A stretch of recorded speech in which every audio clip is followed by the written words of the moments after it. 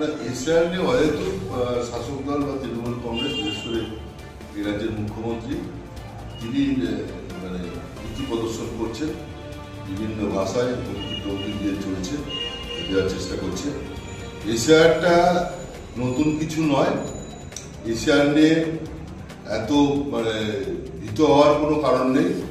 যারা আসল ভোটার বা যাদের মানে এই দেশের নাগরিক, তাদের সবারই নাম থাকবে, কারোর নাম বাদ যাবে না। বিশেষ করে কোনো হিন্দুর নাম তো বাদ যাবেই না। এক। দ্বিতীয় কথা হচ্ছে নির্বাচন কমিশনের যে উদ্দেশ্য, ত্রুটিপূর্ণ ভোটার লিস্ট তৈরি করা। এশিয়ার এর আগেও হয়েছিল, আমরা দেখেছিলাম ছোটবেলা থেকেই প্যাডওয়ার্ক তখন বলতাম। এখন তার খেতাবি নাম হচ্ছে এশিয়ার। তো প্যাডওয়ার্ক এর আগেও হয়েছিল, বাড়ি বাড়ি যাবে, গিয়ে তথ্য যাচাই করে সঠিক তথ্যের মধ্যে দিয়ে ত্রুটিপূর্ণ ভোটার লিস্ট বেরোবে, তৈরি হবে।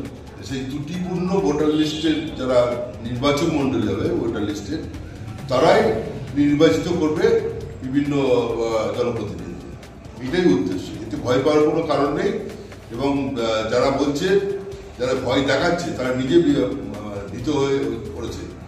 তারা বুঝে গেছে এবার তাদের আর থাকার কোনো জায়গা নেই।